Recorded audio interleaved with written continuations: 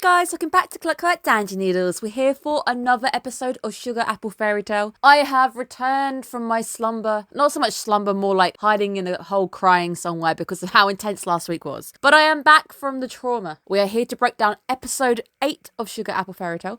A much better episode for me. I'm back, guys. I really do apologise for the emotional video I gave you last week. It wasn't even my best work, but it did really well, so I just left it because I did have the intention of re-recording, but then I saw it was doing okay, so I was like, I'm just gonna leave it. I don't really need to rehash the episode again, cause myself further pain. But make sure you guys are subscribed. We are slowly heading into that final quarter of the season. The season has been pretty cool. We've got a lot of interesting stuff going on. If you want to see my thoughts so far, check out my midway. I've told you guys what my top 3 OPs, EDs, and current standing animes are. I will say I'm becoming a little obsessed with a certain anime. Will make things interesting because I know I can't put it in my top ranking because people don't like it. But I like it. And this is going to be my problem. How real can I be with you guys at the end of the season? Do make sure you are subscribed so you don't miss out on the controversial wrap-up of the season, as it's probably going to be very controversial. But I can't wait because, again, that makes things interesting. Sometimes think that people can literally predict my top 3 when it comes to the wrap-ups of these seasons. Let's get straight to it because I am rambling, my friends. We are here to talk about Duke Shigaraki, and that is now his name. I don't care. It is literally Shigaraki as a Duke. And then when he gets happy at the end, he sounds like Razor from Genshin Impact. It's an honor because I actually love the voice actor. I think the voice actor is hugely talented. We often overlook the talents that make an anime what an anime is. Hats off to Duke Shigaraki for putting off a very complex character. This character is just complicated. He gets so complicated, he crosses a few lines this week, actually threatening death to Anne. You touch my girl and I'm going to make sure Xiao goes bye-bye for you. All the way through this episode, I'm just in the back of my head going, can we get a fairy counselor, a fairy therapist, something, a normal therapist, somebody. This guy needs some help. He needs to talk to people. I also feel like the ending where it's like, oh, he's now in seclusion again. So why are we putting somebody who's depressed and getting more and more warped in his isolation back into seclusion? Absolute props to our girl for standing her ground. She will not give in and she will not agree to die because she's got too much on. She does slowly work away at chipping at that hard shell piece by piece. We do get to learn about Christina this week, what made her such an amazing person. She desired for her different names. She wanted to have something a bit more human. It's really nice to see yet another fairy type born of the ocean. I love the inclusion that fairies born of the ocean have very unpredictable lifespans because water itself is very unpredictable. They have thought about these little things. It's all world building. It makes the world feel a little bit more realistic and a bit more full. She was absolutely beloved by him. A lot of things I mentioned last week in the episode actually got confirmed this week. A lot of the things like she's passed away, he loved her to pieces, she was the only person who got him, she was the person making all the torment bearable. Giving myself a bit of a pat on the back. I am happy that I've actually broken him down correctly. She passed away 1.5 years ago. That's a long time to be alone. That's a long time to be bitter. That's a long time to start turning more and more warped. You can see the results right here. This is what happens when grief just takes hold of you and you just drown in it. Hugh, again, my boy. I love Hugh. Hugh is like second best boy for me. Hugh does do a lot and I really appreciate Hugh trying to be that pacifist. He didn't want to fight. He was there to try and stop and negotiate. And then I was so angry when the king's men had arrived. I don't feel like he's very nice to Hugh. Why, King? Why? Hugh is great. He does actually give us some really nice information. A fairy lifespan. Up until this point, for some reason, I was thinking they were eternal. Nothing is eternal unless you are Fushi from To Your Eternity. And even that has been tested. Xiao will one day die. That breaks my heart because he's already maybe 100, maybe 200. There's been some disagreement on that one because I initially thought they said 200. Told that the sugar crafts, they can extend lives, but it's not a true at all. It will one day vanish still. Delaying the inevitable. The sad fact that Christina knew she would one day die and probably leave behind a heartbroken man is also really, really sad. Living in isolation with him because we don't know how long. War repercussions, even though he's technically takes on the burden regardless because his family fought the king technically and the Duke is now taking on all of this because the he just sees him as he could rebel. He's from that family. Even though the Duke doesn't really seem to care very much for a fight. If anything, he's probably welcoming the army, putting him out of his misery, which is part of depression because depression is a real topic. I do like the fact that this anime has handled it in somewhat a respectable manner. The Duke was basically facing all of this stuff stuff from his family, he saw it as embarrassment. He saw it as a burden. He had to grin and bear it. And this is all stuff I talked about last week. He was already unhappy, and then you add in all of this burden. People are just looking at you as a bad seed because, again, your family rebelled, therefore you must be like a bad kid as well. It doesn't help in a situation where somebody is already very upset and somebody is already grieving. Mithril lid pod, literally going in the pod with a lid. I really do like, I am so happy. This is the moment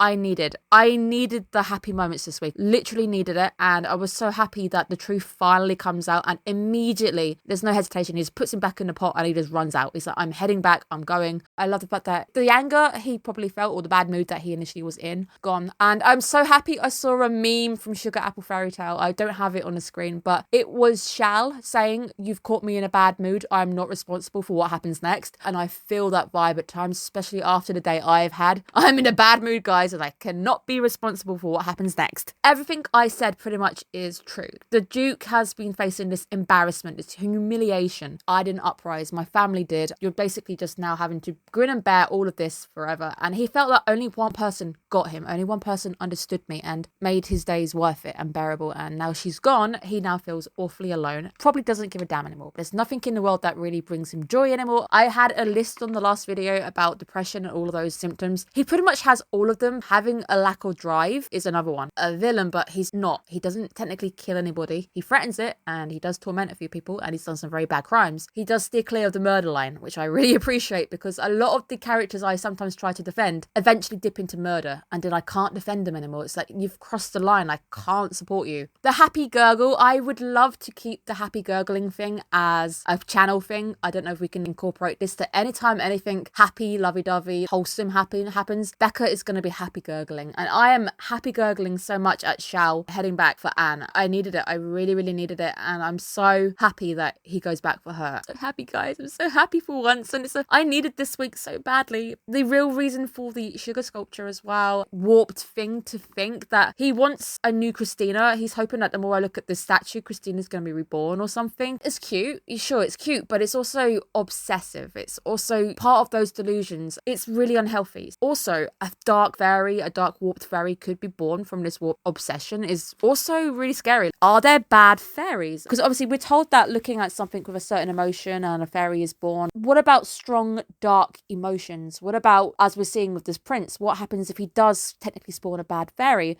Obviously now he's hopefully happier at the end. I'm going to touch wood, because I technically think the ending's actually really bad for somebody with depression, but we'll get there. It's the eyes, man. The eyes she creates on that fairy is just magical. They look like galaxies. They look so real, and you can see where the budget in this anime has gone. It's gone into these sculptures. The literal details in these sculptures is just absolutely remarkable, and it makes sense that the budget goes here because it's an anime about sugar sculpting. You need to make sure your sugar sculpting looks good, and I think I said this in Blue Period when I broke it down on the channel. They are putting a lot of money into their pictures to make sure the pictures look good because it's an anime about art. If the art looked really bad, it wouldn't be having the same impact. I absolutely love the attention to detail. Anne actually cools her hands down in a bowl of ice before she ends up handling hot sugar. Sugar gets really hot, really, really hot when you warm it up. It's molten sugar. Cooling her hands down, and the fact that she's rushing, she's working under pressure. These are really nice details, and this anime really does get it right at times. It really does know exactly what boxes to tick. She's handling something hot. Make sure she's got cold hands. I'm gonna give Anne a sin. Just Anne. It's the sin for false hope. And sure, it's good to have hope. It's really good to have hope. And the fact she says, you know, if you keep looking at the sculpture, maybe something will happen. I personally do not believe it is a responsible thing to say to somebody who is delusional, like this man is. If you keep looking at this statue forever, something might be born on. It hasn't been disproven. It's nice to know. I get it.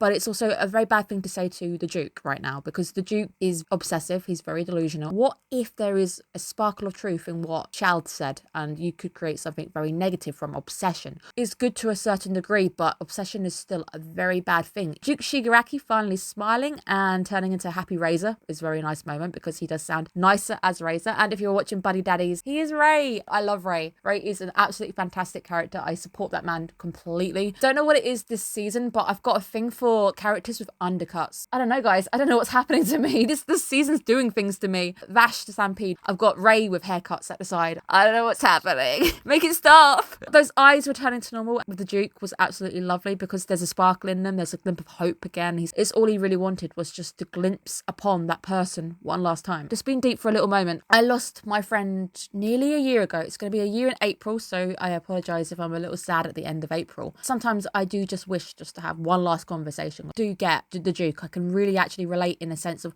wanting to see them one more, just wanting to hear them one more time. I do get it. Let's move on to some more happy gurgling because that makes me really happy. Happy gurgle moments when Xiao just doesn't want her to move for a little bit because he just wants to hold on to her for a bit. I love this because he only really calls her by her true name when he's worried. I love it. I'm also counting how many times you're calling her by her full name. I needed this. I really needed this after the week I've had a rough 2 months, guys. Not in a good place because I've had 4 days off this month. Idea of why Becca isn't always available for comments and things. I'm doing my best to comment. I got overwhelmed because we had 5 videos go up last week and every single one of them got comments. So many comments building. Normally I check them a day or two afterward. This was just intense and I did get to everybody, I think. I do appreciate all of the comments though. So that makes me happy. That also helps my algorithm as well. The next bit I want to quickly talk about is Anne's hair. When he's hugging Anne, and I love this moment so much, it looked like her hair was turning blonde on top. They are using gradients on her hair colour. It is going to change one day. But it almost looked like it had moved a little bit, whether it had grown or not, or whether she was slowly getting older. If it does turn fully blonde, however, I will be cosplaying Anne. I can't cosplay anybody with a reddish wig or pinkish kind of colour. Doesn't suit my skin tone. I tried with Kokomi from Genshin. I really hated the result. If she goes blonde, however, I can pull it off because it actually looks really good on me. Let's talk about the ending and why I think it's perhaps the worst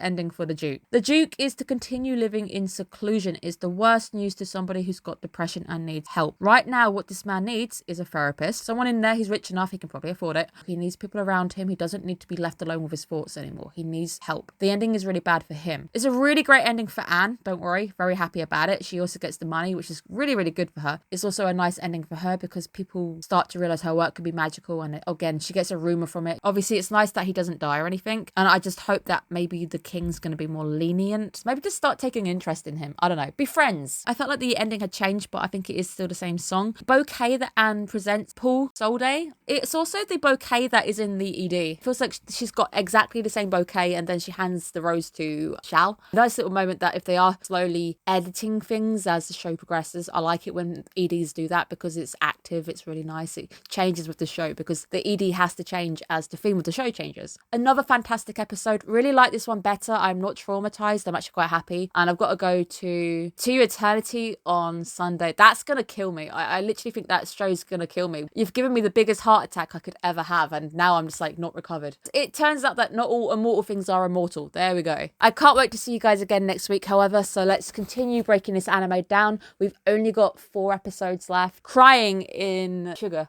Sobbing in sugar. Have a great day, guys. Look after yourselves. Bye-bye.